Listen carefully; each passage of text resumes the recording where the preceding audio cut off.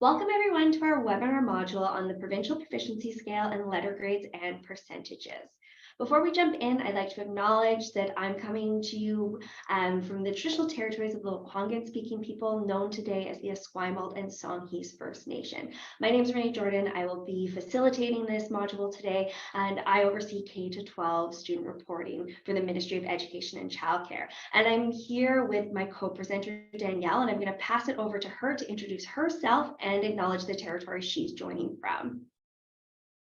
Hi, everyone. I'm Danielle Palaposky. I am an educator for King David High School. I would like to acknowledge the unceded traditional territories of the Musqueam, Squamish, and Tsleil-Waututh Nations. I'm very appreciative of the opportunity to work, gather, and learn on this land today as a collective. Thanks for that introduction, Renee. Thank you, Danielle. I'm going to jump in with some of the ministry stuff, and then I'm going to pass it back to Danielle to share some of the resources and experiences from her school. And so first and foremost, at K-9, the entire province is going to be using the Provincial Proficiency Scale. Scales have always been used in BC assessment, predominantly the elementary grades, and there have been a variety of scales in use. Within My Education BC, we know of 17 scales, and when we've scanned some of the school districts, we know of 20 or 30 more that were in use.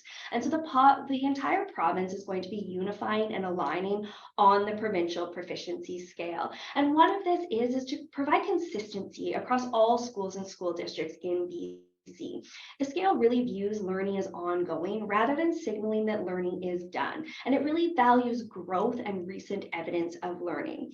And in our pilot process, because we piloted for several years, families and students shared with us that it really does provide feedback on where students are at in their learning and how to move them forward, and really shifts that notion, supports that notion of lifelong learning, while also maintaining the same high provincial standards that we've always had in BC. And the other piece is that the scale is inclusive of all learners and can reflect where each learner is at. We brought together a development team of teachers, one of which was Danielle, in the summer of 2022. And they really helped us frame out what each indicator on the scale means. And one of the big shifts for educators, as well as our parent and student population, is the idea that proficient is the goal for all students. If students are demonstrating learning in relation to the learning standards of the curriculum, they are proficient, which really opens up the conversation of then what is extending? And extending really is going into that learning with greater depth and complexity. And our development team of teachers and school leaders provided within our K-12 reporting guidelines, which are linked below this module, some examples of what extending can look like in different areas of learning. That being said, we're seeing across the province schools coming together, whether it's in department teams or at staff meetings or at district level engagements, and really having conversations about what extending means and what extending could look like in different learning experiences. And the other piece to note is that everyone has a place on the scale. Students come into our classrooms knowing different things with different experiences, and it really does shape what they're going to learn next. And so students will likely be emerging or developing at different points in the school year. But that being said, they won't always start at emerging or developing, and they won't just reach proficiency or reach proficient at the end of the year. And when a student gets to that point that they are proficient in their learning, it doesn't mean that learning stops. That really is the time when we reach for that greater depth and complexity in the student's learning by providing them with opportunities to go deeper. And we know that understanding the scale as the whole province unifies together, it'll also be a learning experience for our parent and caregiver populations. And so as a ministry, we've provided a variety of parent and caregiver support materials. There is a recording of a presentation that my colleague Nick and I have done for parents and caregivers, as well as informational materials like this 2-pager on why is my child not getting a letter grade, that's available for you to share with your parent and caregiver populations to help you support them. Then at grades 10 and 11 and 12, letter grades and percentages are still being used. There are those letter grades and percentages that are laid out in the provincial letter grades order that's also linked to the slides for this presentation. The one shift is that previously in the province, we had an I letter grade that denoted incomplete. And an I is being replaced with an IE, which means insufficient evidence. And that's that scale indicator that teachers can use if they choose to alert parents and students and caregivers that there's something going on in the classroom, that teacher doesn't have adequate evidence of learning at this point, and that more conversation and wraparound supports need to be put in place. When a teacher gives an IE, it's important that they communicate it to the parents and caregivers and have a conversation about how everyone can work together to support this student in moving towards gathering richer evidence of learning. There are also some sort of policy and procedure elements around this that need to be considered. There are some funding implications around giving an IE at the end of the year. So it's something that school administrators and district leaders do need to be alive to. There is also a requirement that the IE does at some point need to be converted to another scale indicator or letter grade and percentage. So the IE could be left for up to 1 calendar year or a shorter duration thereof. And this will be something that's decided upon when parents and caregivers and teachers and possibly school leaders come together to sort of come up with that IE plan. It can be decided at that point that the IE is going to be converted at the end of the semester or the end of the school year, or it can carry into the next school year. But it's really important to note that that is a decision that's decided in consultation with the teacher and the school leader. It isn't something that a student or a family is entitled to. The teachers can decide to convert that at a shorter duration thereof. And the other thing to note is that we also understand that behavior and attendance and some of those factors can really impact and create a IE scenario. But it's really important that parents and families are informed of any attendance or behavioral needs before the report card goes home. So there's other mechanisms within the school to be able to have those conversations ahead of time. And it's also important to note that an IE is just one tool of many. It might not always be the most appropriate letter grade to use. There's a variety of letter grades, and there's also a variety of tools within a school system outside of a report card to be able to communicate out needs and areas of growth to families. And the other really important piece to note is that regardless if a scale is being used or letter grades and percentages, the same innovative assessment and reporting practices still apply. We have a comprehensive K-12 student reporting guidelines document that goes into all of the elements of the reporting policy and innovative and promising classroom assessment practices. And these hold K through 12. So for example, separating behavior from learning. And this actually isn't something that's new. This has always been the case. The mark, whether it be a scale indicator or a letter grade and percentage that we're providing to our students, is in relation to the learning that they demonstrate as it connects to the learning standards of the curriculum. Behavior is separate from that. So that means that we want to not see things like 10% of the grade for attendance or 5% for handing in assignments or 3% for bringing their gym strip, because there aren't learning standards in the curriculum for these pieces. And as we talked about earlier, there's other mechanisms to communicate out behavioral needs and concerns to families, be it a phone call home or a text or a family conversation with the school leadership. There's a variety of tools that we have in our tool belt outside of the grading and reporting process, because at the end of the day, reporting isn't a disciplinary tool. And the other important thing to note is that a student who uses assessment supports, whether they have an IEP or an AIP, are not to be automatically assigned as emerging or developing or at a lower letter grade and percentage. If students use supports to access and demonstrate their learning, they are to be evaluated based on the learning that they demonstrated as it connects to the learning standards of the curriculum. So at this point, I'm going to pass it back to Danielle to share some of the rich examples that she's brought with her today from her school's community. Thank you, Renee. Yeah, I think something that really resonates with me in this journey is the innovative assessment and reporting practices that apply to K through 12. And so I think it really is a time for us as educators to really explore, experiment, learn through our own mistakes, but also identify areas for growth in what assessment means in our classrooms. And so really it's I can't take credit for this work. This is really largely due to Katie White in a session I went with her, and it's using assessment to promote learning and how we can use assessment in a few different ways. One of them is a catalyst for learning. And so that idea that the classroom environments and learning experiences should serve to have students self-assess. How do they know where they are in relation to learning standards, so that they can identify where they are, and then also identify where they can go in their next steps in the whole learning progression. And in that, if they can identify where they are and where they can go, that serves as a catalyst for them to move forward. I think also assessment as collaboration, and this is quite a different, especially for me. I was a traditional teacher for about 16 years. And so in my journey in the last 4 years to move to more of a standards-based assessment mindset, it's assessment as collaboration. And so it's not doing it to the students, but it's actually doing it with students to teach them why it's important for them to know where they are in relation to their learning and their target goals and their learning standards, but then also where they need to go in their next steps. And we really act as facilitators in that process to help them identify those areas.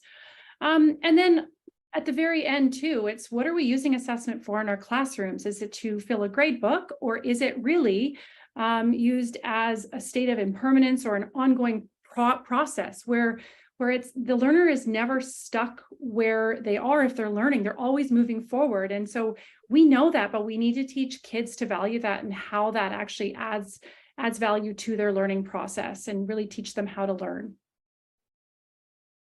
So some things that we're doing at our school is we're really looking at, and again, the new K-12 reporting order honors this idea of growth. And so it's really growth over time, as opposed to an average of scores, as we talked about the innovative new practices. It really is looking at how we can use topic areas and content areas to really build these curricular competencies. And so if we look on the left here at our school, we are using measurable standards. You can see in this example, we've created one. This is from the ministry document. I can construct and use a range of methods to represent patterns or relationships in data, including tables, graphs, keys, models, and digital technologies as appropriate. That's a really heavy standard. It also seems kind of hollow if it's on its own. And so I think where the standards, this curricular competency standard, where it comes, the learning standard, where it comes to life is really how the students use the topic areas and the content areas to demonstrate their ability to construct and use a range of methods. And so really over multiple contexts, multiple content areas, the students' competencies and skills grow over time. And so where a student is in this skill set, using a range of methods to represent patterns in science, in the first term, it's probably going to be quite new. And as Renee said, some of our learners will come in with a little bit of a skill set. They may come in and be developing and proficient right away. We also have some learners that come in maybe with emerging. But our goal as educators is to really get them to create these 4 gradations of quality using the proficiency scale, but also have them learn through applying this skill through multiple content areas. So living things, and then giving them a different topic area to try and construct and use a range of methods to represent patterns. And now we're building really competent learners that are able to process and analyze information and also work collaboratively with their peers. So yeah. And then another, I think a useful tool that I've used when working with teachers is this idea of learning standards. And so these are measurable. I mean, traditionally we've called them outcomes, and really it is. It's if we're using standards-based assessment, which we are at our school, we are looking at what is the standard and how do we measure proficiency of that standard. And so if the learning standard is I can ride a pedal bike, and we just take a simple example, I think it's how we create these gradations of quality for each of the 4 levels. And I think this also, we have to be very intentional, because if we're using the proficiency scale as really honoring that learning is an ongoing process, and we want to invite the learner into every level, we really need to focus on how these descriptors are communicated to our learners. And so, as you can see, again, we can start at an emerging level. We're not identifying deficits in students. We are really primarily focusing on strength-based descriptors. We're identifying at every level what the learners are doing. Okay, not what they're not doing, but what they are doing. And so it's not about what they're not doing. So it's emerging as their bums on the seat. They got one foot on the ground or rides with training wheels and might have frequent stops. And so we're really focusing on all of the good things. And then what we're also doing is when we go to the next level of developing, we're also identifying now what differentiates emerging from developing, but in a through a strength-based lens. And then we do the same for proficient and then for extending. And so what this does is the learner can enter and is actually invited into any of those 4 levels. So we really want to encourage when we're calibrating these different learning standards, and we're really creating gradations of quality, that we're using strength-based language with students, because no one wants to be told what they're not doing in order to actually grow and learn. It's really this new way of assessment and learning is very relational and hugely collaborative with students, so that we can have them open to our feedback and guidance and facilitate the next steps as well. But also, we're not the keeper of this criteria. The students, we're very open and clear and transparent about what each of these levels, the gradations of quality are. So the student who is developing, they can look at the proficient and go, oh, that's what I need to do in order to get to the next level. And then one more thing that I think is hugely important is that proficient and extending really are both a complete demonstration of the standard. And so we really want to look at is what is the quality? What is the gradation of quality between? Because if they're both completely demonstrating, remember, extending is not the extra bonus work, like Renee said, but what is it in the quality of the demonstration that gives that richness and the depth and complexity of the standard? And so you can see in this here, this is largely where the work lies, in creating these gradations of quality in relation to the standards for our teachers.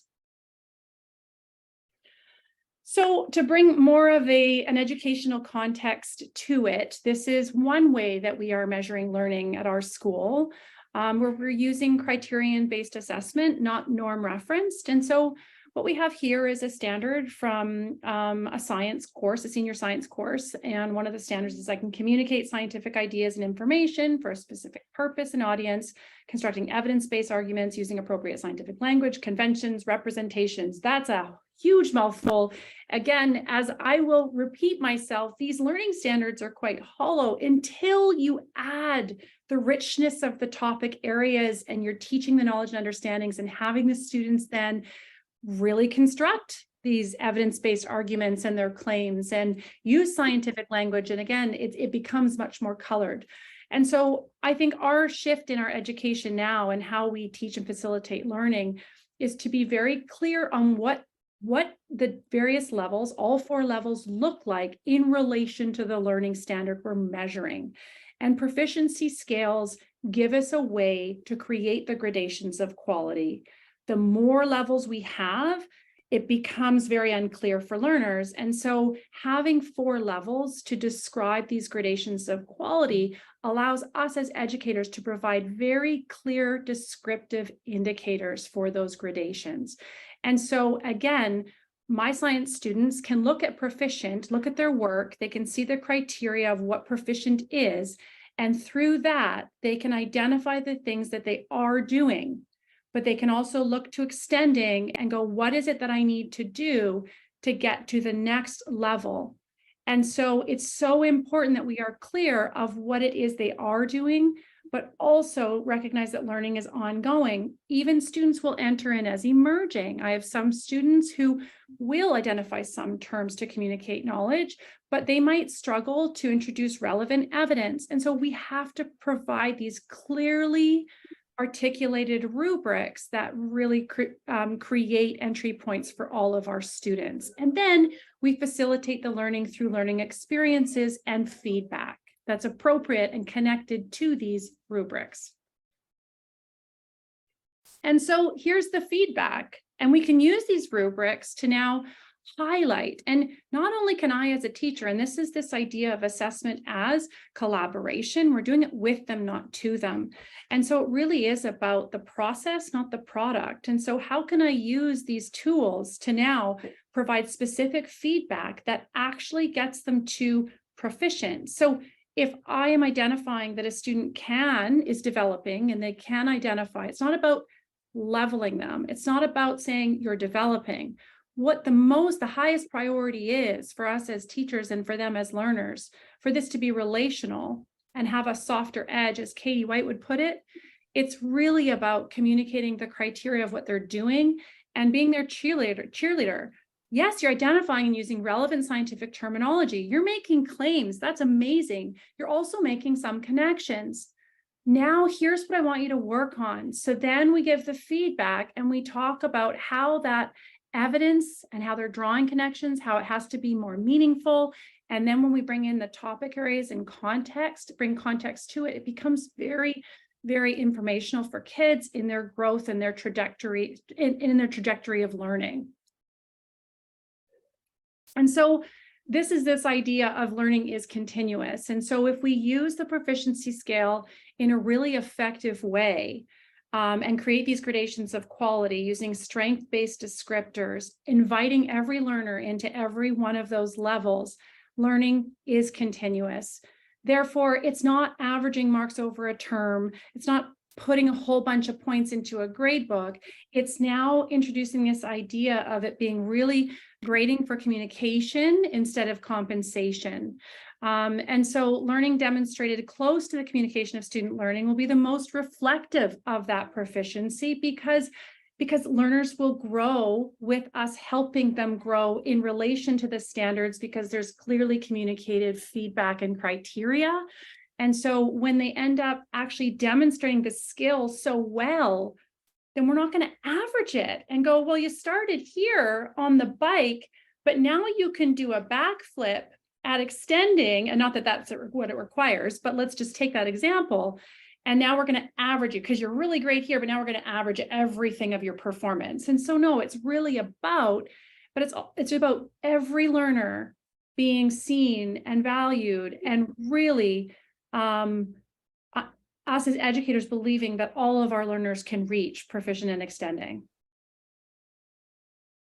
And so this is an example of what we use at our school as really its assessment as a snapshot. It's just an update. And this is also the new language of the reporting order where we have learning updates and a summary of learning because learning is ongoing. Learning never stops. And so what we have here is we have a term 1 evidence of learning. We have 3 learning standards that are communicated in a reporting document. And then we have evidence that is entered into, this is essentially a new grade book. And so you can see for using reasoning and logic to explore, analyze, and apply mathematical ideas, David begins developing, but with feedback provided and opportunities to really tie the learning to the gradations of quality established by the teachers to demonstrate using reasoning and logic to explore and analyze. David has been given feedback and opportunities to grow. And so at the end of term 1, the learning update, you can see at the end, he ends up with extending. And so he's not an average of his performance. Instead, he actually ends because the evidence suggests that's where he is with reference to the skill set of the learning standard, and similar for the other ones. And so we're really, truly honoring growth and that recognizing that assessment is, if it's used innovatively, I think, a moment in time. And this is also an example of what we're using to use assessment as collaboration. In order for students to have more student agency, I think, and ownership of their learning, it's important. These are student trackers that we are using at King David. This is one standard that's being tracked by students. And I will actually get my students to track their levels in their student tracker. And I also have access to their student tracker, but it's really important that they're able to see their growth. It's also important for them to see little blips in their growth. I've kind of created this really, this progressive growth, like everything works that way. It doesn't always work that way. I mean, the energy lab could be an emerging but that also is evidence that that's probably because the students are tracking and I'm tracking with them. That's probably an opportunity for a reassessment or reevaluation. because that's an outlier and it's not, and so we can look at this evidence quite differently. And then each of these levels also represents a body of formative work that our students are doing, that there's a lot of feedback involved too. So there's informal observations and anecdotal kind of observations and notes that teachers are now taking. And so how we collect that evidence is also quite different than a traditional grade book where we're putting everything in. Oh my goodness, thank you so much, Danielle, for sharing your insights and sharing your resources from your school community. For the folks listening today, if you want to dig deeper into any of the elements that Danielle and I have talked about, you can go to the K-12 reporting policy, communicating student learning guidelines. Everything that we've mentioned here is in detail there. And if you are looking to support your parent and caregiver communities, we now have parent and caregiver resources live on the ministry website to support you as well. And so thank you for your time today, and thank you, Danielle, for co-presenting with us. Thank you, everyone. Thank you, Renee.